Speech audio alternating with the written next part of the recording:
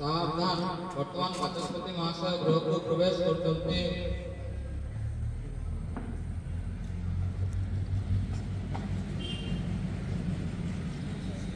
दयाकरी समस्त सत्य निज स्थान ग्रहण करंतु। A very warm good morning and welcome to all. आज रही अधिवेशन आरंभ करबा पूर्व आम शपथ पाठ करबा।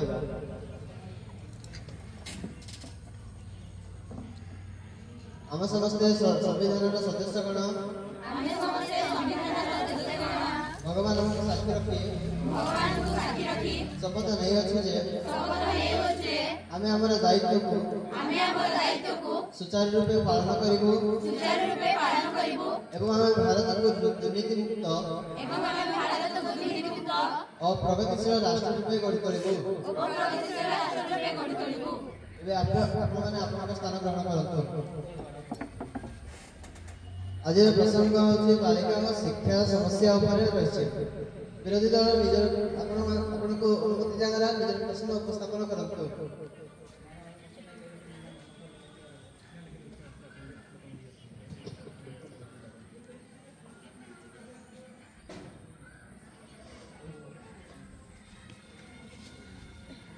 सम्माननीय बाचस्पति महोदय, आम देश में बालिका माने न्यूनतम शिक्षण स्तर हासिल कर पारुनाहांती। ड्रॉप आउट रेट रे बालिका मानक संख्या बालक मानक ठारू अधिक।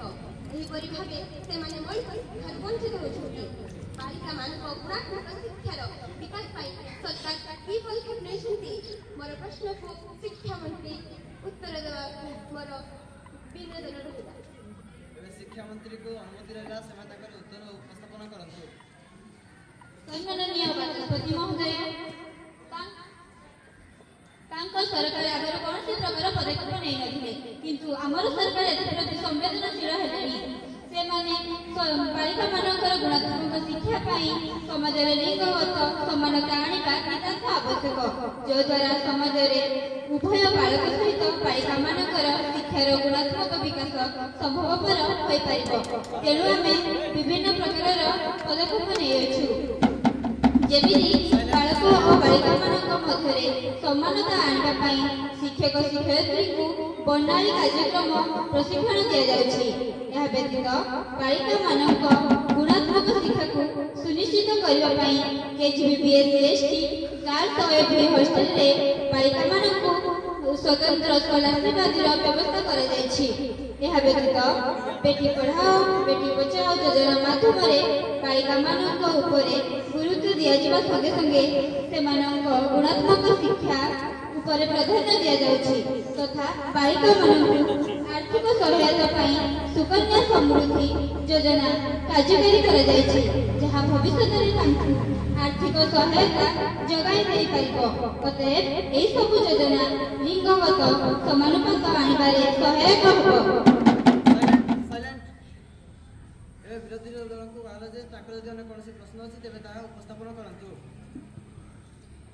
महाशय, आपण जो ओएबी बालिका हॉस्टल रो व्यवस्था बोली कहउछंती ताहा 2018 वर्ष ठारू निर्माण करा जाय नै।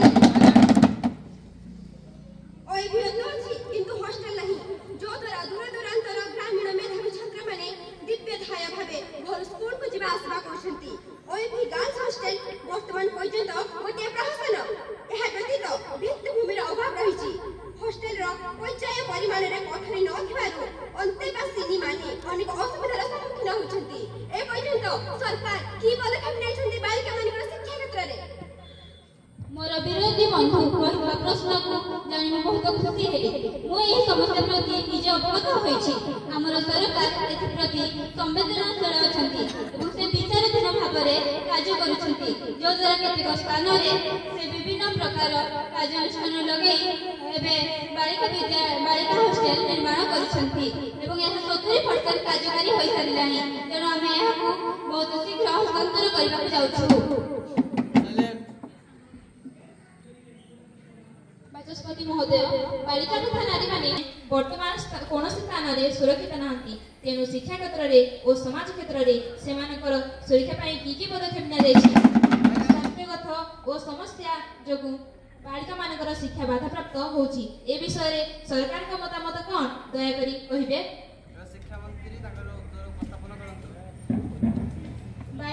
ମାନଙ୍କର ସେଲ୍ଫ ଡିଫେନ୍ସ आत्मरक्षा पाई झांसी राणी लक्ष्मीबाई आत्मरक्षा प्रशिक्षण शिविर आयोजन कर तालीम देवार व्यवस्था कर व्यतीत लाइफ स्किल बा जीवन कौशल दि जाउछि जहाँ तांकु सुरक्षित भाव शिक्षा ग्रहण और समाज में आत्मरक्षा निमंते सहायक हब। धन्यवाद। प्रधानमंत्री महोदय को अनुमति होछि से तांकर अभिभाषण उपस्थापन करिवे।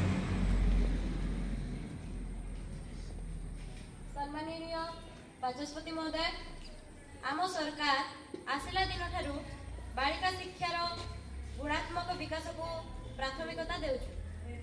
बालिका और नारी को सुरक्षा प्रति जीरो टॉलरेंस नीति ग्रहण करुछु। आसंता बजेट अधिवेशन रे मो सरकार बालिका मानक शिक्षार विकास पाई अधिक फंड मंजूर करिवो। आमे आशा रखुछु 2026 वर्ष सुधा समस्त आवश्यकता पूरण करा जिवो। Thank you all. आज समारोह स्थगित रखा।